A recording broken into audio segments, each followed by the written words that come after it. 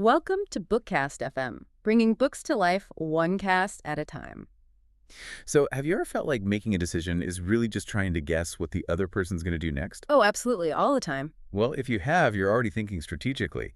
And today, we're doing a deep dive into what many consider the definitive guide for mastering those situations. That's The Art of Strategy, a game theorist's guide to success in business and life by Avinash Dixit and Barry Nalebuff. Right. And our mission today is pretty straightforward. Take these powerful, sometimes, let's face it, complex tools of game theory. The study of strategic decision-making. Exactly. And, put them right into your hands. We want to show that strategy isn't just for generals planning battles or CEOs in the boardroom. No, it applies everywhere. Daily dilemmas, figuring out traffic, negotiating a raise, even dating sometimes. It really does. The core idea the authors keep hammering home is that good strategy is essentially the art of outthinking your opponent. Yeah, it's about anticipating how they will react to your choices. You have to think like several steps ahead, not just about your immediate gain. And the book gives you this fantastic toolkit, right? A framework for looking at basically any strategic interaction. It does, and it really stresses that timing is key, and maybe even more importantly, credibility. That's like the currency of success in any game, as they call it. Okay, let's unpack this a bit. Starting with the basics. Every strategic situation or game has, well, four main things, right? Right. You've got the players, the strategies they can choose, the payoffs, what they get from each outcome and information. What does everyone know? But the concept that everyone knows, even if they don't know the name, and maybe the most frustrating one from game theory is the prisoner's dilemma, the PD. Oh, yeah, the PD. It's frustrating because it kind of blows up the idea that just being logical always leads to the best result. For everyone, I mean. Explain that again, how it works. Two suspects, right? Two suspects, yeah. Separated, can't talk to each other.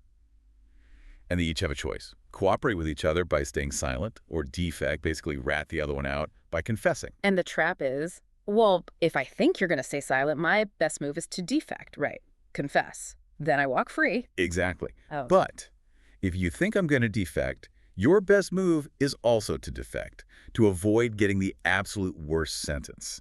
So no matter what I think you'll do, my best individual move is always to defect. Precisely. And since you're thinking the same way, we both defect.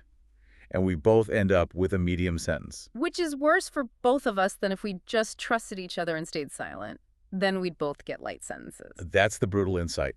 Two perfectly rational people, just looking out for themselves, end up in a situation that's worse for both of them collectively. Individual rationality leads to collective disaster. You see this everywhere. Oh, yeah. Arms races between countries. Both keep spending billions because if only one stops, they're vulnerable. Or pollution. Everyone benefits individually from, maybe cutting corners on environmental stuff, but society as a whole suffers. Price wars in business, same thing. Which then raises the big question. If pure logic traps us like this, how does cooperation ever happen? How do we get out of it? The book suggests a couple of ways. Yeah, broadly. You either change the rules, maybe bring in contracts or some kind of enforcement, or you have to account for the fact that not everyone is perfectly rational. Ah, right. Because game theory often starts with that assumption. Rational players. But what if your opponent is, well, the book calls them foolish, but maybe just irrational or emotional? You got a plan for that too. Sometimes, interestingly, acting a bit irrational yourself, or at least appearing irrational, can be a really strong strategic move. A bluff. Like in the chicken game, two cars heading towards each other. Exactly. If you can somehow credibly signal that you're just reckless, that you absolutely will not swerve, the rational player, the one who values survival, might be forced to swerve themselves, to concede. Wow. So sometimes you have to look a little crazy to win. But okay, most of the time people do want some kind of stability, right? A predictable pattern. Absolutely. And that search for stability, for something more predictable than the chaos of the prisoner's dilemma, brings us to probably the most famous concept in game theory, the Nash equilibrium. Okay, this is crucial. The PD showed logic leading to a suboptimal mess. How does Nash equilibrium, which is also based on logic, explain stability, especially when people aren't actively cooperating? So a Nash equilibrium is basically a set of strategies, one for each player, where no single player can do better by just deciding to switch their strategy on their own, assuming everyone else stays the same. So everyone's doing the best they can, given what everyone else is doing. That's it. It's about mutual consistency. Yeah. It doesn't mean the outcome is good or fair or efficient, Yeah. just stable. No one has an incentive to just, unilaterally change their mind. And that's why mutual defection in the prisoner's dilemma is a Nash equilibrium. Yes. Because if we both defected, and then I suddenly decide to switch to cooperating while you keep defecting, I get the sucker's payoff the absolute worst sentence. Yeah. So I have no incentive to switch, neither do you. It's stable even though it's bad for both of us. Got it. So it's a stable point, but maybe not a great one. Often not. Think about advertising wars, like Coke versus Pepsi. Okay. They both spend fortunes on ads. Now, if Coke, just on its own, decided to slash its ad budget, what happens? Pepsi would grab market share, right? Coke gets crushed. Exactly. And the same if Pepsi cuts back alone. So, since neither can improve their position by stopping advertising by themselves, they both keep advertising heavily. And that massive, expensive advertising battle becomes the stable outcome, the Nash equilibrium. That's it. They're stuck in this high-expense equilibrium, even though they'd probably both be better off if they could somehow agree to both cut back. So the strategic move isn't just about playing your best move within the current game, but maybe trying to change the game itself to find a better equilibrium. Precisely. Recognizing you're in a suboptimal equilibrium is the first step. Okay, thinking about time now. A lot of these games aren't simultaneous. People make moves one after the other. Chess, negotiations. Sequential games, yeah. And for those, the main tool we use is something called backward induction. Backward induction sounds a bit academic. It just means you look ahead to the very end of the game, figure out what the rational move will be for the last player. Then, knowing that, figure out the best move for the second to last player, and so on. Working your way backward from the finish line to figure out your best move today. Okay, starting at the end and working back. Yeah, And doing that shows why credibility is so vital. absolutely. Because if I can use backward induction to figure out what you will rationally do down the line, then any threat or promise you make now that doesn't match that future rational action, well, it's just hot air. It's an empty threat, like a company threatening a huge price war if a competitor enters their market. Right. But if backward induction shows that starting that price war would actually lose them a ton of money when the time comes. Then the competitor knows the threat isn't credible. They won't actually do it, so the threat doesn't work. Exactly. It's not rational to carry it out. So if threats need to be credible, how do you make them credible? Especially if carrying them out is costly. Wait.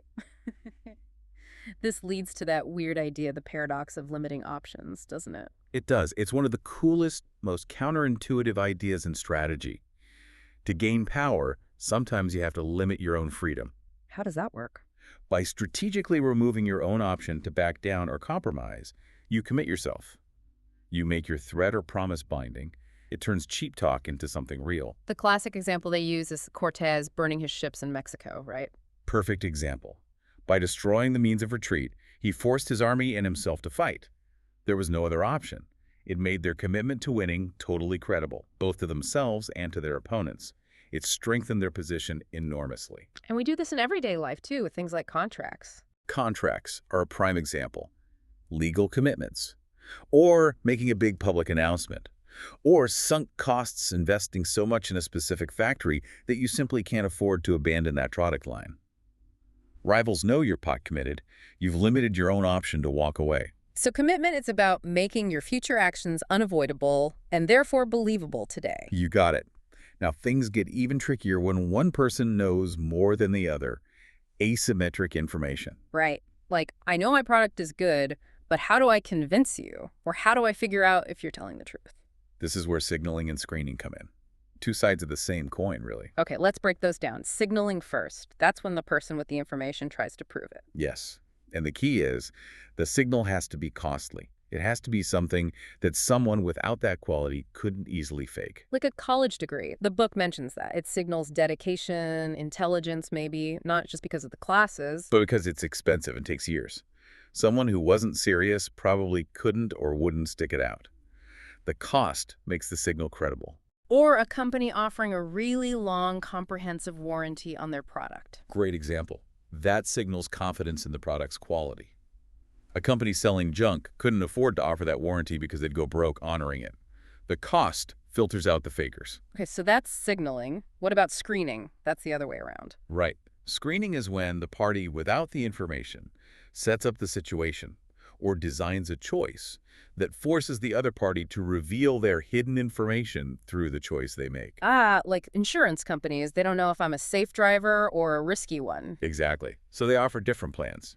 Maybe one with a high deductible but a low premium, and another with a low deductible but a high premium. And safe drivers will likely choose the high deductible plan because they don't expect to make many claims. While riskier drivers will pay more for the lower deductible. They self-select into groups based on the choices offered.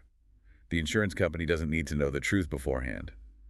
The menu of options forces the drivers to reveal their type. Clever.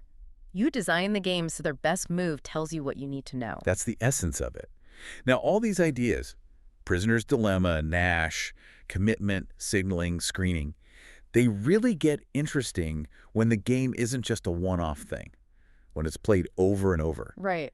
Repetition changes everything, doesn't it? Especially for the prisoner's dilemma. Suddenly, cooperation seems possible. It becomes not only possible, but often the rational outcome because of what the authors call the shadow of the future. Meaning? Meaning, when you know you'll be interacting with this person again and again, your reputation and the potential for future gains from cooperation start to outweigh the immediate temptation to defect just once. And this leads to things like trigger strategies. Yeah. Strategies designed for repeated games. The most famous is probably tit for tat. Which is? Super simple. Cooperate on the first round. Then in every following round, just do whatever the other player did in the previous round. So if they cooperate, I cooperate. If they defect, I defect immediately in the next round. Exactly. What makes tit for tat so effective is that it's nice, it starts cooperatively, it's retaliatory, it punishes defection instantly, but it's also forgiving. As soon as the other player goes back to cooperating, you cooperate too. So it encourages trust, but doesn't let you get taken advantage of for long. Right. And in these repeated games, your reputation becomes incredibly valuable. It's like strategic capital. If people know you're reliable, your promises and commitments are believed much more readily. Okay, so we've covered a lot of ground dilemmas: equilibrium, timing, information, reputation. What does this all mean for, us, for the listener in their daily life? The book really emphasizes that this strategic mindset is universal. It's not just for big business or politics. Give us some examples. Okay, well, think about auctions or even just bidding on something on eBay where you don't know its exact value. You have to be aware of the winner's curse. The winner's curse. Yeah, the idea that if you win the option, especially when the value is uncertain, you might have won, only because you were the most optimistic bidder, meaning you probably overestimated the value and overpaid. Ah, okay. That makes sense. What else? Incentives. If you're designing a bonus structure at work or even trying to get your kids to do chores, you have to think strategically, anticipate how people might game the system. Right. If you reward just sales volume, people might sacrifice quality or customer service to hit the numbers. Exactly. You need to align their self-interest with the actual outcome you want, thinking ahead about potential loopholes or unintended consequences. It sounds like strategy is also about learning and adapting, not being rigid. Hugely important.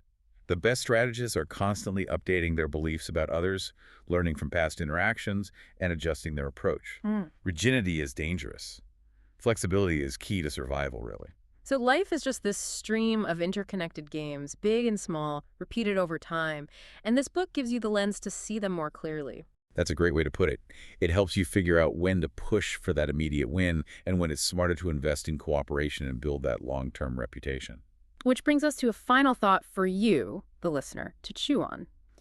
If strategy is all about anticipating and responding, could there be situations where the smartest strategic move is actually to intentionally give up some control? Maybe through making an irreversible commitment or even introducing some randomness to achieve your ultimate goal. That's a deep one. Definitely something to think about. So we've taken a deep dive into the incredibly practical toolkit from the art of strategy. The big takeaways: always try to think ahead using backward induction, learn to tell the difference between cheap talk and real, credible commitment, and always, always protect that long-term reputation. Sound advice for almost any situation. If you want to explore these ideas more and, of course, support the authors, you can find the link to purchase The Art of Strategy right there in the description. Thank you so much for joining us for this deep dive on BookCast FM, bringing books to life, one cast at a time.